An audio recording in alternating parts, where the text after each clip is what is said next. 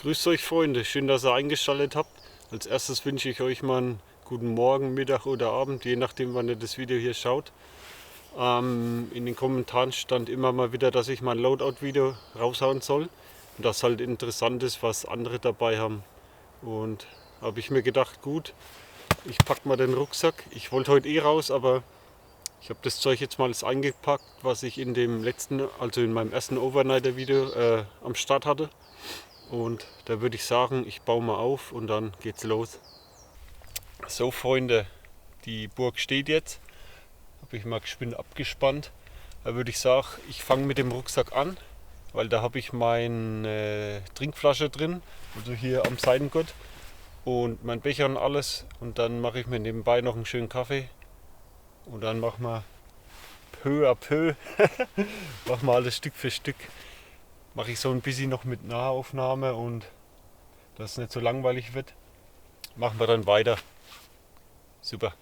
Ich habe jetzt leider mein Sitzkissen vergessen, sonst könnte ich mir das unter die Knie legen, dass sie nicht nass werden, aber naja, ist ja wurscht.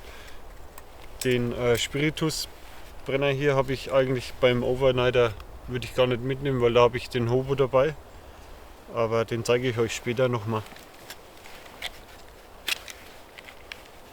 Den nehme ich hier meistens nur, wenn ich auf so, keine Ahnung, wenn ich ein paar Stunden hier draußen bin, nehme ich den Spiritus mit.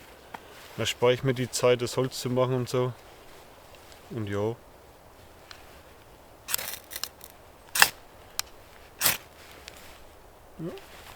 Okay, fangen wir mal mit dem Rucksack an.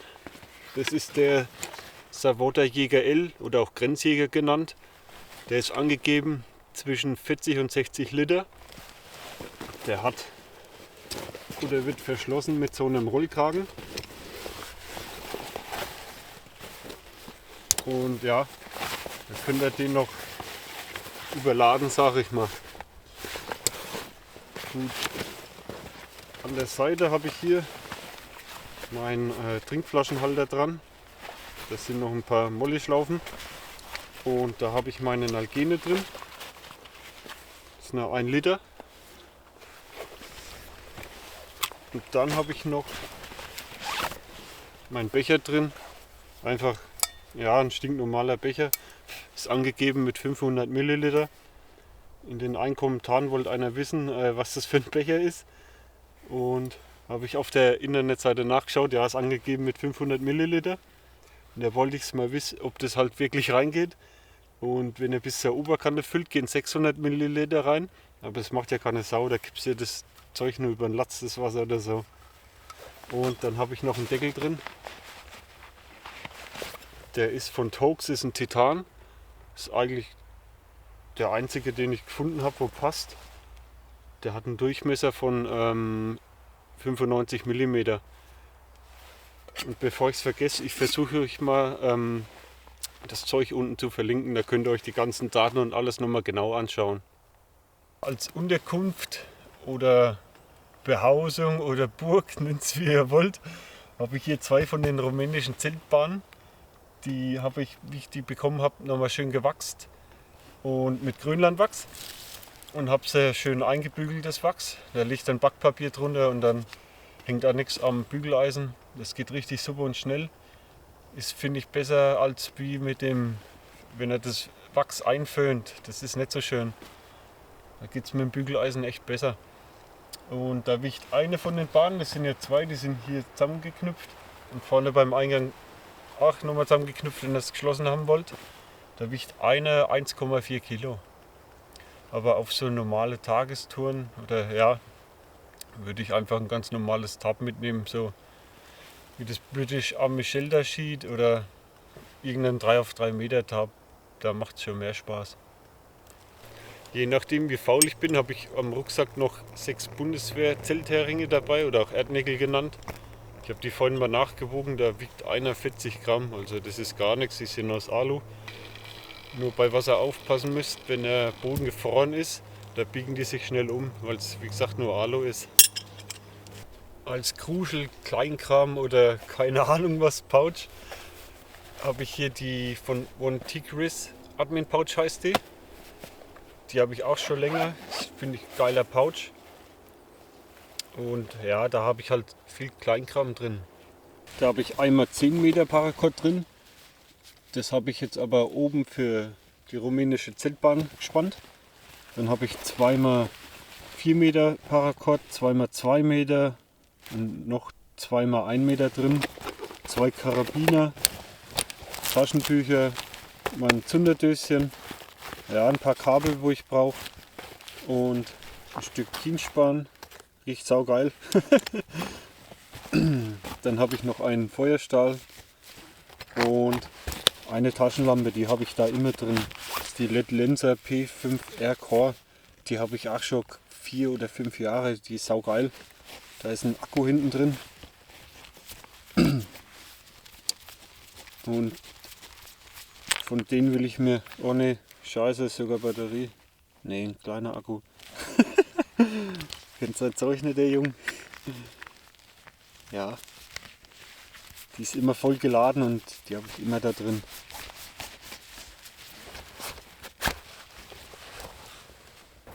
Ich habe eigentlich von Anfang an, wo ich das Hobby Bushcraft und so und Outdoor angefangen habe, habe ich mir schon angewöhnt, dass ich mein Zeug immer ziemlich in Pouches reinpacke, dass ich immer so eine Art Set habe und so, weil es wird mir oder geht mir auf den Sack, wenn ich da lose Zeug im Rucksack habe oder ja, ihr wisst schon, was ich meine. Da würde ich sagen, da gehen wir mal Richtung Kochen und Feuer die Richtung. Da habe ich hier einmal von MFH den Raketenofen. Raketenofen Mini heißt der, aber so mini ist der gar nicht. Ja, ist halt ein ganz normaler Hobo, ist ziemlich günstig, deswegen habe ich mir den geholt. Da habe ich in der Tasche noch die Lötschutzmatte drin. Ja, Brandschutzmatte, wie man die nennt. Aber wenn man die Box lang befeuert, dann geht die Hitze trotzdem unten durch. Da sieht man, dass trotzdem dunkel unten drunter ist. Aber besser als nichts. Da hast du hier an der Seite noch mal eine Klappe, wo du rein schüren kannst. Aber ich mache es auch öfter so, dass ich da meine Tasse drauf stelle. Wenn ich das Gitter hier nicht oben drauf habe, da lege ich hier oben nach. Habe hier meine Tasse, wenn es kalt ist, dass schön gewärmt wird der Kaffee. Schon eine feine Sache. Von der Größe her geht es Richtung Bushbox XL. Und ja, unten hast du noch dieses Asche, Kohle, Blech, keine Ahnung wie man das jetzt nennt. Dass halt die Kohle nicht direkt auf den Boden fällt, ist, denke ich mal, oder die Glut. Ja, als nächstes wäre dann hier noch der GSI Teekessel. Und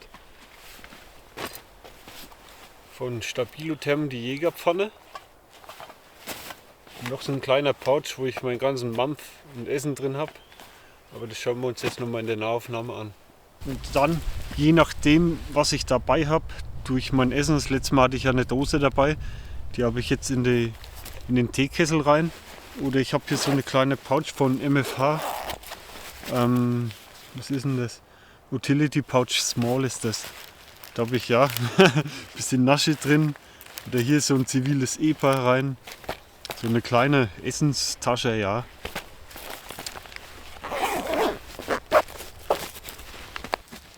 Die Taschen von der Jägerpfanne und dem Teekessel habe ich jeweils über Etsy bestellt. Da schaue ich mal, ob ich die auch irgendwie verlinken kann. Aber als erstes schauen wir uns mal den Teekessel an. Weil das ist einer meiner Lieblingsgegenstände. Da ist das gute Stück. Der ist echt Gold wert. Weil wenn du den am Feuer hitzt und dann in die Tasse eingießt, verbrennst du dir wenigstens nicht das Maul. Das ist mir schon öfter passiert, deswegen habe ich mir so einen Teekessel geholt. Und natürlich sieht er auch geil aus, wenn du hier so ein Dreibein stehen hast und dann hängt da schön der Teekessel über dem Feuer. Das macht schon was her. Ja, der hat ein Liter Fassungsvermögen. Ich habe hier nur hier von der Bundeswehr ein Tuch rein, dass das Zeug da nicht so drin rumklimpert. Dann hätten wir hier von Stabilotherm die Jägerpfanne in der Größe 21, also 21 cm mit dem selbstgeschnitzten Griff. Und die Pfanne, ja, ich finde sie richtig geil, so ein bisschen urig, keine Ahnung. Man muss nur aufpassen, dass man nicht zu viel reinmacht, so wie ich immer. Dann schwappt die Hälfte davon in den Hobo rein. Aber es ist eine echt schöne Pfanne. Müsste ich viel öfter benutzen. Lichttechnisch habe ich mir auch eine Pouch oder ein Pouch zurecht gemacht. Da habe ich auch hier wieder so von MFH Mehrzwecktasche klein, aber in M05 Tan, den feiere ich eh wie Sau. Und da habe ich meinen ganzen Lichtkram reingemacht.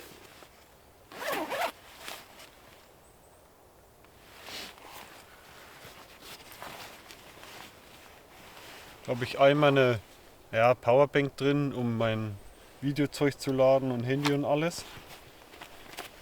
Dann habe ich einmal hier eine Kopflampe von Olight, H1R Nova heißt die. Die habe ich schon ewig, ich meine 8, 7, 8, 9, 10 Jahre. Die habe ich mir damals mal für die Arbeit gekauft. Und wo ich das Outdoor-Hobby hier angefangen habe, habe ich sie wieder rausgekramt. Geiles Teil, ist wasserfest, geht immer noch. Dann habe ich hier, noch nicht lang, habe ich mir eine Uco gekauft, Teelichtlaterne. Die macht ein schönes Licht. Die hänge ich mir hier hoch und dann hat man eine ganz andere Atmosphäre gleich. Und dann habe ich noch hier von LED Lenser eine ML6 Warmlight, aber ja, nur mal ein bisschen Licht beim Filmen und alles und warmes Licht fürs Ambiente halt. Da passt dieses kaltweiße Licht nicht so schön rein. Von daher nochmal eine kleine Laterne, die kann man auch als Powerbank nehmen. Ja, und das war's lichttechnisch eigentlich. Ja gut, in dem Pouch habe ich noch eine. Die habe ich euch vorhin ja gezeigt, aber die habe ich bis jetzt noch gar nicht genommen. Bis jetzt hat die kleine Stirnlampe alles geregelt. Werkzeugtechnisch haben wir natürlich auch was dabei. Da habe ich eigentlich nur die Silky Gomboy in 270 oder Silky Gomboy 270 mit einem 10er Sägeblatt drauf. Aber da werde ich demnächst mal einen 8er ausprobieren und mal schauen, wie das so durchgeht. Ja, ist halt eine Silky, geile Säge. Bei der Axt, das ist eine Hulterforce Twadal, wenn man das so ausspricht, mit einem 700 Gramm Kopf und der Griff hat 44 cm. Die habe ich jetzt aber auch noch nicht so lang, dass ich da irgendwas sagen kann. Keine Ahnung, ich habe die bis jetzt noch nicht geschärft. Bis jetzt hat sie noch ordentlich Schärfe. Ich nehme sie auch schon recht oft her. Und ja, mal schauen. So in einem Jahr oder 1,5 Jahre kann ich ja mal was dazu sagen. Und dann Messer variiert bei mir, ja. Da habe ich jetzt das Jagdkit KNV2. Das ist ein arschgeiles Messer. Und da habe ich den Rücken oben mal leicht angeschliffen mit dem Dremel, dass ich den Feuerstahl besser anreißen kann. Das geht zwar auch so ab Werk, sage ich mal. Ab Werk ist es, glaube ich, vorgesehen, dass man den mit der Klinge anreißt bei Jagdkit. Aber verbessert mich. Ja, es ging zwar schon ab Werk, aber da war halt eine leichte Rundung oben. Es ging schon, aber die habe ich mal abgeschliffen und jetzt geht es wie Sau. Was ich dran umgebaut habe, ist, ich habe von Schnitzel den Feuerstahl hingebaut, weil der viel günstiger ist als der von Jagdkit. Und vom Schnitzel Tri den Dangler, keine Ahnung, habe ich noch hingebaut. Weil ich finde es geil, diese bewegliche Halterung. Wenn er hockt, dann habt ihr es optimal da hängen. Und ja, bei Jagdkit die Halterung, die geht zwar auch, aber bei mir hat nach einer Zeit jetzt schon angefangen, dass der Klett langsam aufgeht. Und hier hast du halt eine zusammengeschraubte Schlaufe, die du durch den Gürtel ziehst. Und solange die Schrauben hier, wenn man die immer mal nachzieht, dann verliert man das Ding auch nicht. Wo wir jetzt schon beim Werkzeug waren, habe ich noch von der Firma M-Tech ein kleines IFAK dabei. Ja, das muss man sich halt individuell zusammenstellen. Wie oder was. Das ist eigentlich gut regengeschützt, wetterfest. Das reißt man hier auf und dann kann man es hier rausziehen. Ja, muss mal selber schauen, was man am besten rein tut. Auf jeden Fall Pflaster, weil ich mir schon öfters in die Griffel geschnitten habe und keine Ahnung. Ja. Als Schlafsetup habe ich unten als erste Lage die Elefantenhaut oder Bundeswehr Nässelschutzplane genannt. Als Nässelschutz und Durchstichschutz für die Isomatte. Isomatte haben wir die Bundeswehr Spezialkräfte oder Bundeswehr KSK Isomatte. Die gibt es gebraucht zu kaufen, ist von Expert, nennt sich Expert Sinmat 9 LW. Die hat die Maße von 1,95 Meter, also sehr lang, 65 cm breit und ist 9 cm hoch. Die wiegt 1,2 Kilo, ist schon ein Packmaß, aber ist halt Winter, ne? Ja. Und geht bis minus 20 Grad, aber das bräuchte ich eigentlich gar nicht. Das ist zu viel. Bei den milden Winter, wo ich hier bei mir habe und in der Umgebung, langt die Dicke, da langt die zweimal. Ja gut, dann würde ich sagen, ich rolle noch geschwind den Schlafsack aus und dann schauen wir uns den nochmal an. Als Winterschlafsack, da habe ich mich für den Crucibeck Survival Ice entschieden. Der hat zwar ein brutales Packmaß und wiegt 2,8 Kilo, aber das ist es mir auf jeden Fall wert. Der hat Almwolle drin und das Schlafklima ist brutal in dem Teil. Komfort, Schlafklima, wo ich den bekommen habe, habe ich 2 oder 3 Nächte drin gepennt bei mir daheim im Bett. Ich hatte mega Bock da drauf. Es war zwar viel zu heiß, es war pisswarm, aber das war mir wurscht. Ich habe ihn aufgemacht und bin drin liegen geblieben, weil ich so Bock auf das Teil hatte. Komforttemperatur minus 6 Grad und Komfortlimit minus 12 Grad. Und ja, ich denke, der begleitet mich noch viele Jahre. Im Winter halt, im Sommer muss ich mich dann nochmal umschauen, was ich da nehme. Aber ja, geiles Teil. Bei dem Overnighter, wo ich gemacht habe, da lag ich, also das war schon ziemlich grad, aber ich hatte schon eine leichte Schräglage und das Geile ist bei dem Teil, der hat hier so Anti-Rutschnoppen und die haben einen mega geilen Job gemacht. Ich bin nicht einmal von der Isomatte runtergerutscht. Was noch geil ist an dem Teil, da hast du hier eine schöne Fußbelüftung und noch ein Gitter drin. Das hatte ich auch oft daheim, wo ich drin gepennt habe, weil es zu heiß war. Und in der Tasche habt ihr hier nochmal zum Dranbauen einen Mückenschutz. Der ist mit Reißverschluss und der kommt dann hier oben am Kopfteil einfach mit einem Reißverschluss einmal außen rum. Und dann seid ihr da auch geschützt. Ich meine, im Winter, ja, bei mir waren ein paar Spinnen in der Burg drin, aber sonst mückenmäßig gar nichts. Bevor ich es vergesse, angegeben ist er auf der Seite von Crucibeck im Temperaturbereich von plus 10, minus 6 Grad. Und ja, auf jeden Fall mega geil. Geiles Teil, geile Tüte.